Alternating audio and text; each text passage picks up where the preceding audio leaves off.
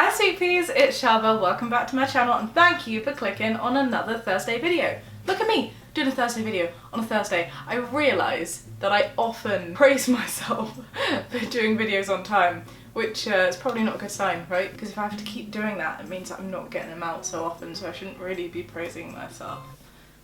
So today's video is the very worn out assumptions tag. I know I'm late on the boat with this. So many people have done these such a long time ago and I was like, oh, it's on my list of things to do. Why haven't I done it yet? So I asked you beautiful people on Instagram at SharbatLemon007, should you wish to contribute to any future things that I may ask on there, to tell me some of your assumptions that you have about me. And what we're going to do is go through some of them and see whether they are true. I have not looked at these fully yet. I had a brief skim yesterday, but there have been tons more, so it's going to be interesting. I'd also love to just note at this point how adorable you guys are. I remember when Jamie did this. Did Jamie do an assumptions tag? Am I making that up? I saw someone's phone when someone did something like this, and for all the other things that Jamie asks for on Instagram, people can sometimes be kind of rude and very brutal. Everyone is so adorable on mine. I love you guys. I mean, you know, I can take it, don't worry. If you want to hassle something more brutal this way, go for it. But yeah, I just want to say, you're so kind, you're so cute. Okay, do I start from the bottom or the top? I never know with these things. Let's go to the bottom. So an assumption from the skating poet. You talk during films or TV. Yes, yes I do. Does that make me annoying?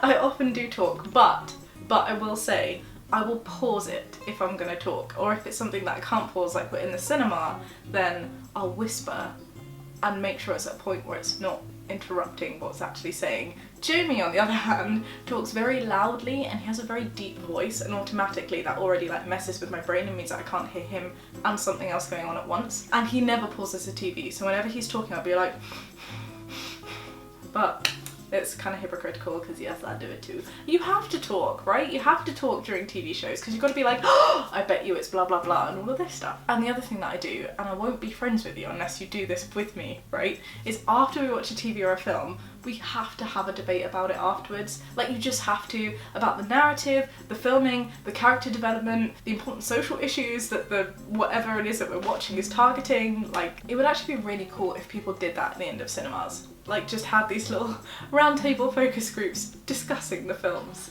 We should make that a thing. You say hilariously inappropriate jokes when it is a serious moment.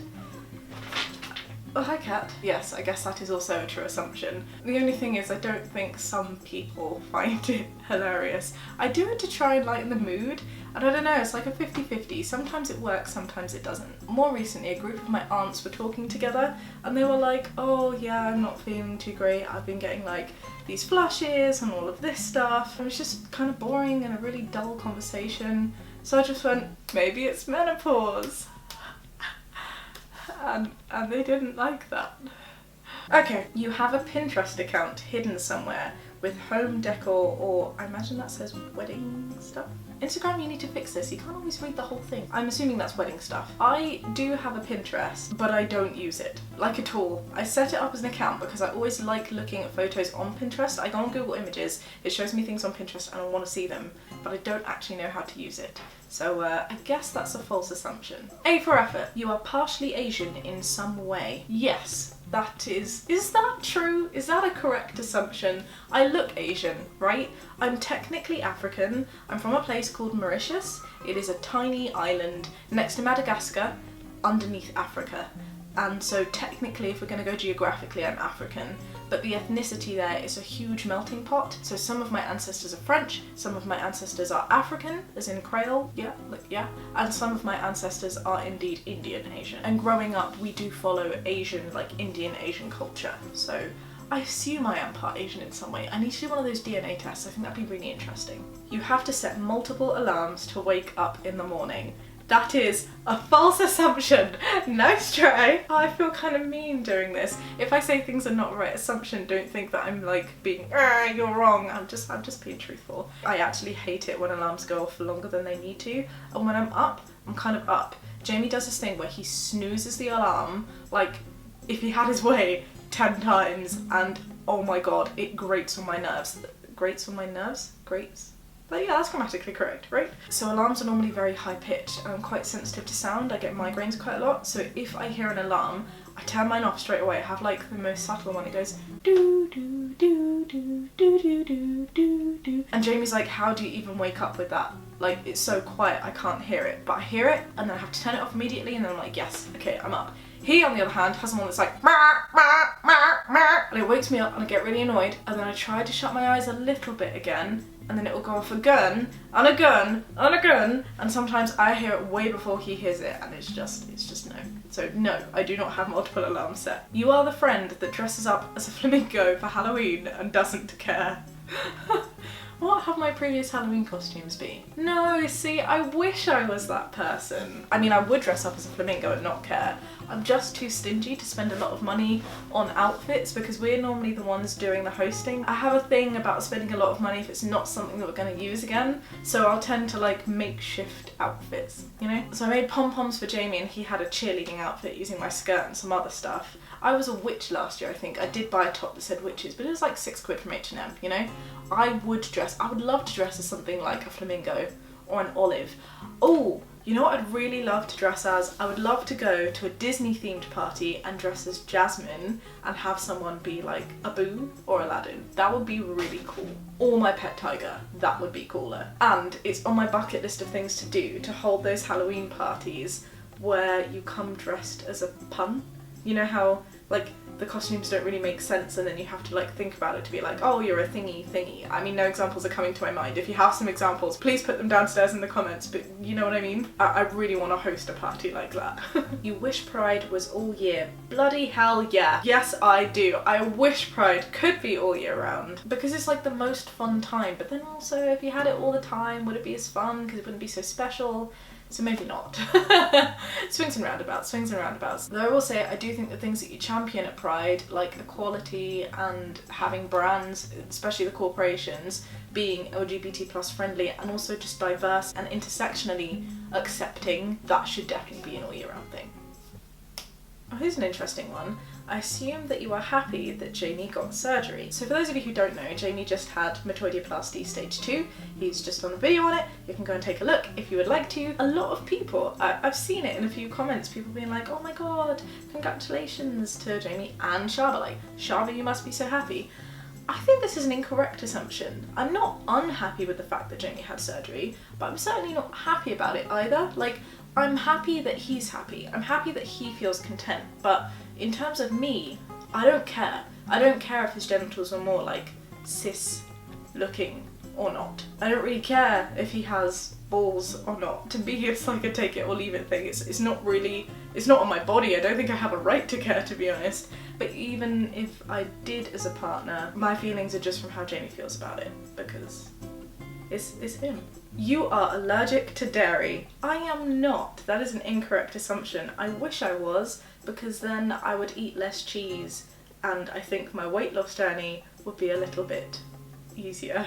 But at the same time, I would hate to be allergic to dairy because then that means that I wouldn't be able to eat things like pizza, and pizza is amazing. And my favourite dish ever is like a creamy pasta dish, and that would also suck if I couldn't have dairy. Having said that, I know there are some pretty cool dairy-free substitutes out there, so maybe I'd be okay. Who knows? I have a friend who's allergic to dairy though, and I recently took them on a roller coaster of a ride because I heard that McFlurries don't use dairy, like they use a dairy substitute. So we were out and I was like, oh yeah, you can have a McFlurry that doesn't have dairy in it. And they were like, what? And then they googled it and it turns out that it's actually just a really common myth. So yeah, you're lactose intolerant, don't eat McFlurries. You laugh a loot. I do laugh a lot. That is a very correct assumption. I laugh at inappropriate times. I laugh too loudly. My laugh seems to be different all the time as well. I do laugh a lot. Life would be boring if we didn't laugh a lot. We need to laugh. I love you, by the way, but perhaps you have a bad relationship with your parents. I find it really interesting, the assumptions that you guys have from just seeing what we put out, you know? Like that's deep, that's cool. Do I have a bad relationship with my parents? I have a weird relationship with my parents. It also depends on what parents you're talking about, right? Because I have 4. I have my biological parents and I have my step-parents that they married, and they're all very different. I would say I'm certainly closest to my mum, and our relationship was good and then really not great, and now is like better than it's ever been before. And I think that's a combination of the experiences that we've shared together, how far we've come with the differences that we have, and also just growing up. Like, being an adult, I think, has done wonders for my relationship with all of my parents, because I see things from a better point of view, and I didn't really like myself as a child. So I feel like I'm approaching these relationships from a place of more maturity, you know? Yeah, I'd say I'm closest with my mum. I'm going to leave it at that. Here's one. You're probably taller than me. Well, to answer that assumption, I need to know how tall you are. How tall are you, Sam? How tall are you? I am 5'4.5"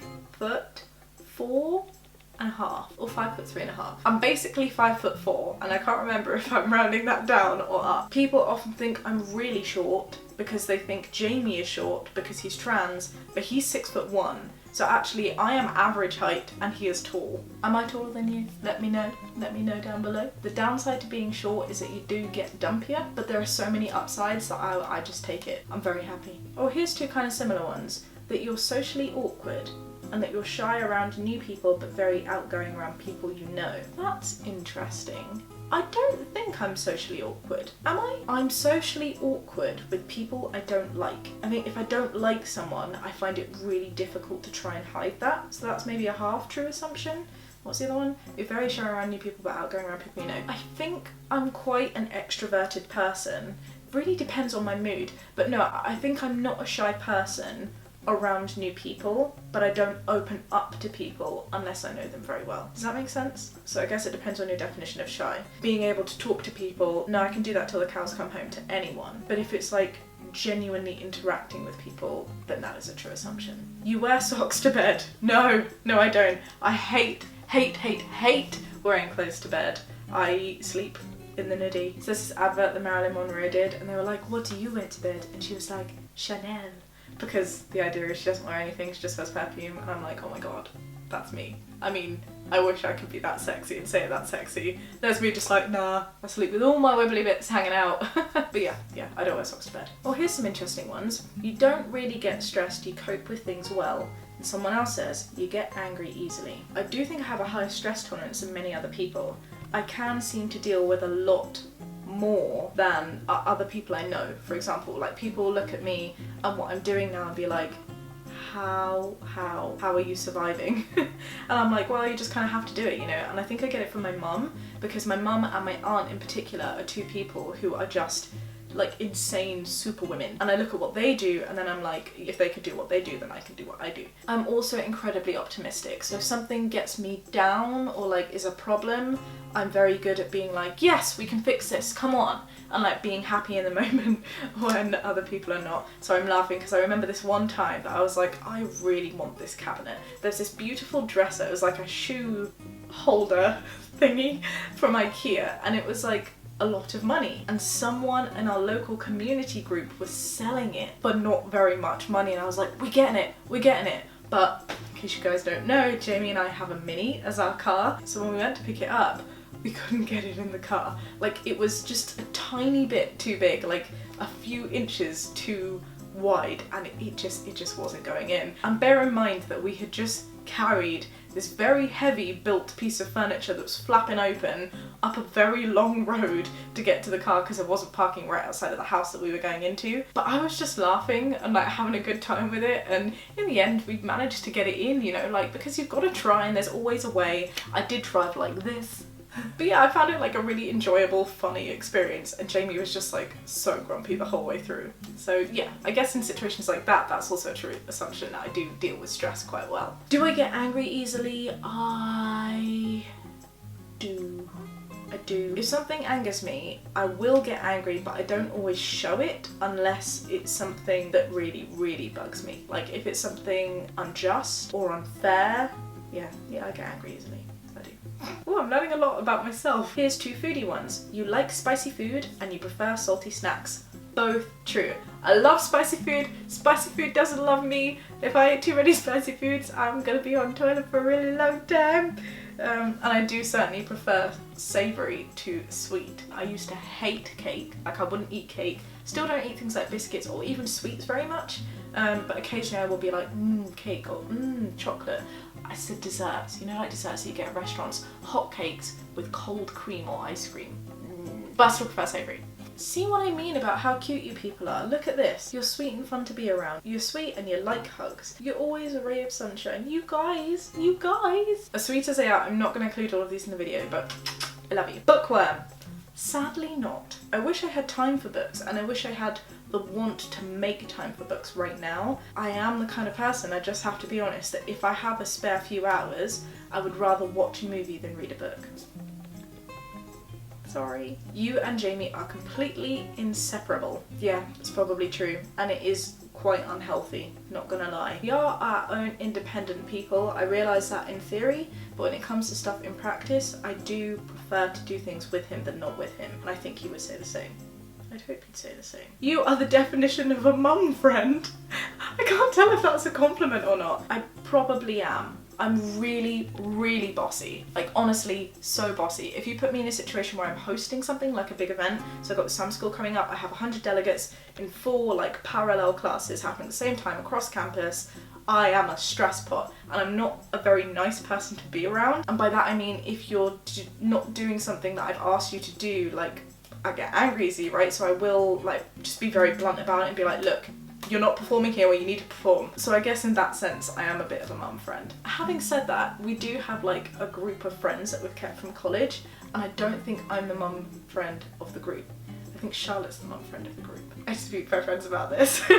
Your favourite fruit is pineapple. I do love pineapple. Big fan of pineapple on pizza. Bite me. It's not my favourite fruit though. I really, really love good cherries, good grapes, and good strawberries, and good, I don't know what you guys call it, Sharon fruit? Sharon fruit, do you know what that is? You relocate worms on the sidewalk to the grass. You are so damn adorable. I love the fact that I've given off an impression that makes people think that I'm this kind of saviour. If I have time, I'll do it for snails, but I don't like touching worms. However, if I have my sisters around, because they don't mind touching worms, I'll be like, hey, that will want a new home, and they'll do it. See, delegation. You're kind of closed off around people until you get to know them. Yes, that is true. That's basically a really concise way of what I was trying to explain earlier with the whole shy, not shy thing. So thank you for doing my job better than me. You're a little poop.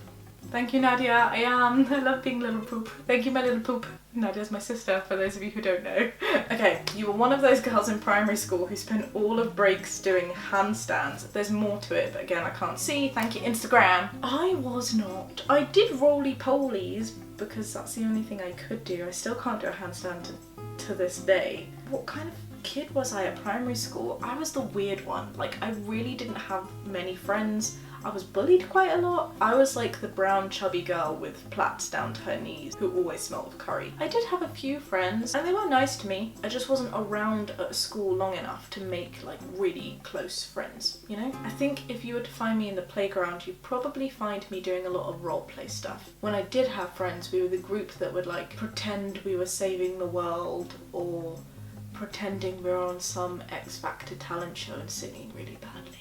You are a total sweetheart that will kick some ass when necessary. Yes, I think that's true. Even if that's an incorrect assumption about me, I want that to be me, but I'm pretty sure that I can fulfill that criteria, so thank you. Oh, thank you, Birds and Knitting. I hope you have a wonderful week too. You seem like the kind of person that loves to hug fans and doesn't mind pics. I do love hugs. Very happy to hug people. If you ever see us in person, come over and say hello. I also don't mind photos. I also realise that a lot of people don't want me in photos, and quite often what happens is when people come and take photos with us, I don't want to invade space, so I'll stand back so that they can have photos with Jamie. And if you want a photo of me in it, then you have to let me know, because I don't want to like invite myself in a picture that I'm not supposed to be in. Do you know what I mean? So if I stand back, don't feel like I don't want to be there. It's just I don't think you want me to be there, so you need to let me know if you do. I hope that makes sense. Okay, there are so many, I have to wrap this up. I don't know why, but I assume you're left-handed. I'm technically ambidextrous. I was born left-handed and then was sort of grown to ensure that I write with my right hand, because the left hand is the hand of the devil, according to my family. So I write with my right hand,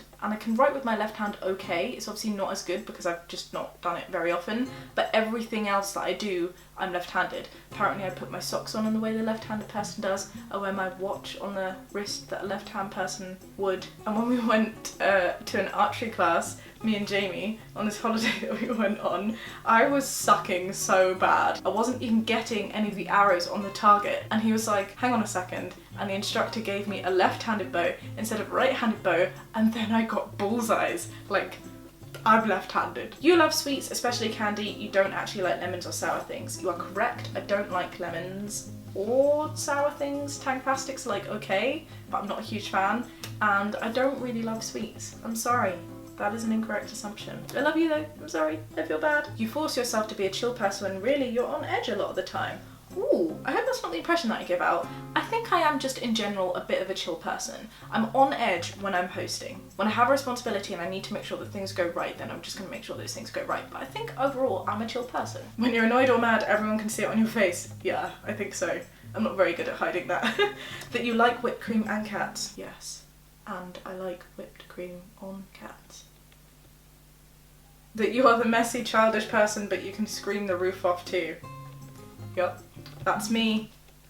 Right there. You like to make food. Yeah, I know, weird. I just got the vibes you're an inner chef. I love to make food. Honestly, really, really love it. Being a chef was actually one of my like really serious career moves, but the one thing that really puts me off is the super long hours and lack of a work-life balance. I'm not that passionate about it that I wouldn't do anything else, but I do love cooking. I am the chef in our household. That you're a top. Sorry, I just had to remind myself of what that meant.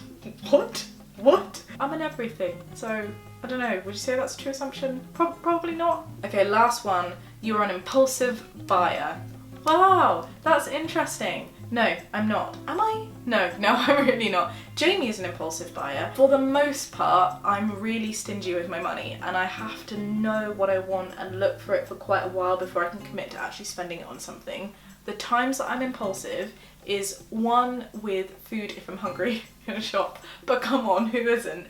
And secondly, with homeware or stationery. They are just my kryptonite. If I see something, if I go into a shop like Tiger, I will be an impulsive Tiger? What? An impulsive buyer and just buy lots and lots of different things. But that's mostly because I like cute and unnecessary things. I bought a melon baller and Jamie was like, you're not gonna use a melon baller? And I was like, I am gonna use a melon baller. To this day, I've still not used a melon baller, but I'm happy I have one. Alright, sweetpeas, I hope you enjoyed that video. If you have any more assumptions, please pop them downstairs in the comments box. And here, we'll do a little game. I will then assume something about you based on your username and profile pic. But I'll only do it in the first day that this video is uploaded. So don't be mad if you leave a comment in a few weeks or if I have this video up for like a year and I don't give an assumption about you. I would have just forgotten, okay? So one day I'll give you an assumption too. And then you can let me know if it's true or false. On that note, I'm going to love you and leave you. Do give this video a thumbs up if you enjoyed it. Subscribe if you'd like to see more. I love Thursday videos. I'll see you next Monday with another vlog. Be kind and have a great day. Bye!